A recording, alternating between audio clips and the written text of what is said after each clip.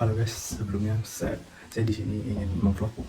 Jadi saya ingin memvlog sambil ngejelasin sih mengenai deskripsi perusahaan dan sejarah perusahaan dari Alvarino Trijaya Tbk. Nah, jadi apa sih PT Alvarino Trijaya Tbk ini? Ada yang tahu nggak?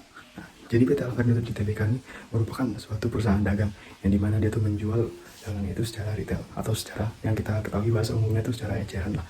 Nah, jadi dia tuh menjual produknya ya satu persatu gitu.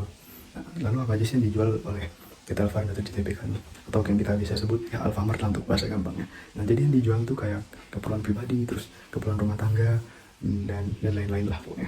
Nah, selanjutnya itu kita ketahui bersama, kita perlu ketahui bahwa PT Alvarino Trijaya Tbk ini sudah memiliki 32 gedung, gudang, dan 17.813 cabang yang ada di seluruh Indonesia. Nah, jadi dari Sabang sampai Merauke itu kemungkinan sudah ada Alfamart. Coba kalian cek aja deh di tempat kalian tinggal.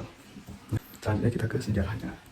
Nah, sejarahnya ini tuh dimulai pada tahun 1989. Nah, jadi pada tahun 1989 ini, aku sendiri nih agak kaget juga sih dengan sejarahnya. Kayak ekspektasiku tuh dari dulu tuh kayak ya Alfamart nih pertama ada ya emang jualan eceran gitu, jualan barang-barang dengan eceran. Nah, ternyata enggak guys. Jadi pertama dia tuh bekerja sama pada tahun 1989 tuh dia bekerja sama dengan PT HM Sampurna. Yang dimana PT HM Sampurna ini dia tuh menjual produk berupa rokok. Nah, jadi PT Alvarino Tbk ini sebagai apa? Sebagai distribusi. Nah, dia tuh mendistribusikan barang yang dimiliki oleh PT HM Sampurna itu. Nah, itu singkat cerita sampai tahun 1999 PT Alvarino Tbk ini mempunyai cabang. Yang dimana cabang itu PT yang diberi nama PT Alfa Minimart. Nah, udah mulai mirip nih dengan nama sekarangnya Alfamart. Nah, jadi PT Alfa Minimart ini bergerak di bidang perdagangan secara retail ya sama kayak sekarang inilah, tapi tetap fokusnya tuh masih di distribusi untuk PT Alvarino Trijaya Tbk. Nah, selanjutnya singkat cerita pada tahun 2002 ada seseorang bernama Joko Susanto. Nah, yang dimana dia tuh membeli saham sepenuhnya dari PT Alvarino Trijaya Tbk, dan dimana PT Alvarino Trijaya Tbk ini melepaskan kerjasamanya dengan PT HM Sampurna. Nah, sejak saat itulah PT Alvarino Trijaya Tbk ini sudah tidak lagi menjadi fokus di bidang distribusi, tapi menjadi fokus di bidang perdagangan secara retail. Mengenai struktur organisasi PT Sumber Alvaria Trijaya. Untuk strukturnya seperti ini. Jadi dalam struktur organisasi PT Sumber Alvaria Trijaya Tbk terdapat dua jajaran utama yang memiliki peran penting dalam pengambilan keputusan perusahaan. Yang pertama terdapat Board of Commissioners yang bertugas melakukan pengawasan secara umum sesuai dengan anggaran dasar serta memberi nasihat kepada direksi perseroan. Kemudian kedua terdapat Audit Committee yang bertugas melakukan penelaahan atas informasi keuangan yang akan dikeluarkan perseroan kepada publik atau pihak otoritas. Yang ketiga terdapat Nomination and Remuneration Committee yang bertugas untuk membantu melaksanakan fungsi dan tugas Dewan Komisaris terkait remunerasi dan nominasi terhadap anggota direksi dan anggota Dewan Komisaris. Kemudian pada jajaran kedua atau di bawah Board of Commissioners terdapat 3 kedudukan yang sejajar. Pertama, itu ada Presiden Direktur yang bertanggung jawab penuh atas pengurusan untuk kepentingan sesuai dengan maksud dan tujuan perseroan. Kemudian yang kedua terdapat Business Controller yang bertanggung jawab untuk mengkoordinasikan proses perencanaan dan penganggaran perusahaan. Kemudian yang ketiga terdapat internal audit yang bertugas menguji dan mengevaluasi pelaksanaan pengendalian internal dan sistem manajemen risiko sesuai dengan kebijakan perusahaan. Dan selain itu, di bawah Presiden Director terdapat divisi Merchandising Director, Franchise Director, Corporate Affairs Director, Finance Director, INTL Business, dan Teknologi Director. Kemudian ada Operation Director. Mengenai rantai bisnis perusahaan seperti kegiatan, bidang, dan permodalan. Jadi PT Sumber Alvaria Trijaya Tbk ini bergerak di bidang retail yang menjual barang konsumsi dengan model minimarket.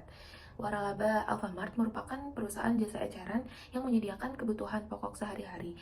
Jadi perseroannya melakukan kegiatan usaha utama yaitu perdagangan eceran berbagai macam barang yang utamanya tuh makanan, minuman, atau tembakau di supermarket atau minimarket. Kemudian di samping itu juga menjual beberapa barang bukan makanan seperti pakaian, perabot rumah tangga, mainan anak-anak, dan kosmetik. Kemudian, perdagangan besar atas dasar balas jasa atau fee atau kontrak, yaitu usaha agen yang menerima komisi perantara, pelelangan, dan pedagang besar lainnya yang memperdagangkan barang-barang dalam luar negeri atas nama pihak lain.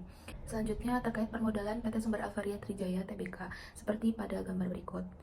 PT Segmentara Alfindo memiliki kepemilikan saham sebesar 53,19%, kemudian Fendi Joko Susanto memiliki 0,64%, Kemudian Budianto Joko Susanto memiliki 0,33%, kemudian Haryanto Susanto memiliki 0,46%, kemudian kepemilikan saham publik atau masing-masing kepemilikan yang kurang dari 5% itu sebesar 45,38%.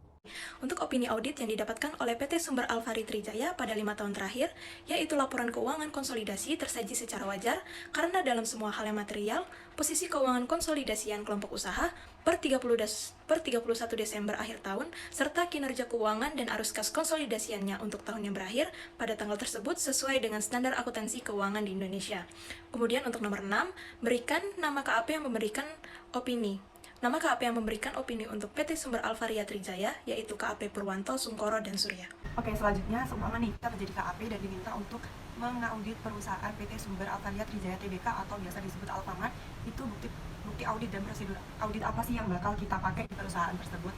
Yang pertama, kita tahu kan bahwa PT Alfaria Trijaya Tbk atau Alfamart itu merupakan perusahaan di bidang retail atau minimarket yang menyediakan berbagai jenis barang sehari-hari seperti jajanan, minuman, alat tulis, sembako, dan lain-lain. Maka dari itu, penting bagi auditor untuk melaksanakan prosedur atau teknik audit berupa pemeriksaan atau memeriksa segala jenis dokumen atau catatan terkait dengan pendapatan perusahaan. Contohnya kan seperti kwitansi, faktur pembelian, faktur penjualan, kontrak, kemudian ada laporan keuangan tahunan perusahaan, catatan terkait persediaan barang, kas perusahaan, dan lain-lain. Maka dari itu, sesuai dengan prosedur tersebut, bukti audit yang diperlukan adalah dokumentasi. Yang kedua, kita sama-sama tahu bahwa Alfamart merupakan perusahaan retail yang cukup besar di Indonesia. Jadi dapat dipastikan pengendalian internal yang dijalankan juga cukup ketat dengan banyaknya karyawan yang ada. Untuk keberlangsungan usaha yang dijalankan Alfamart, penting bagi auditor untuk melaksanakan prosedur atau teknik audit berupa menanyakan kepada karyawan terkait dengan proses bisnis yang dijalankan, pengendalian internal di dalamnya, serta resiko yang dihadapi oleh perusahaan. Sesuai dengan prosedur audit itu, maka bukti audit yang dipilih oleh auditor itu berupa wawancara. Auditor ini boleh melakukan wawancara kepada karyawan Alfamart, mulai dari manajer boleh, supervisornya boleh, kemudian staf akuntansinya juga boleh, kalau memang diperlukan sampai kasir cabang. Kita sama-sama tahu kan kalau perusahaan Alfamart itu merupakan perusahaan dengan aktivitas transaksi jual beli, jadi pasti berkaitan dengan pihak eksternal seperti pemasok, pelanggan, dan bank terkait hutang dan piutang perusahaan yang merupakan akun penting bagi perusahaan. Jadi jenis bukti audit yang dipilih adalah konfirmasi untuk memverifikasi terkait informasi yang diperoleh auditor dari pihak internal, entah itu transaksi, saldo, dan lain-lain.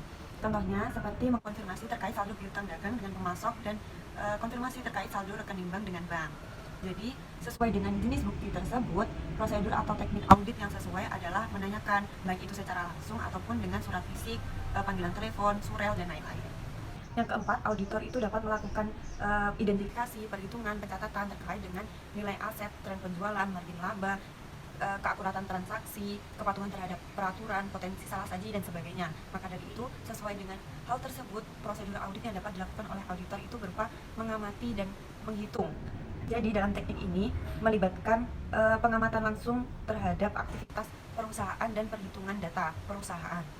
Jenis bukti audit prosedur analitis ini dapat digunakan untuk memperkuat bukti yang sudah didapatkan dari metode perhitungan dan pengamatan tadi. Nah, jadi prosedur audit kelima yang cocok untuk PT Alfaria Tbk itu yaitu membandingkan dan menghitung kembali.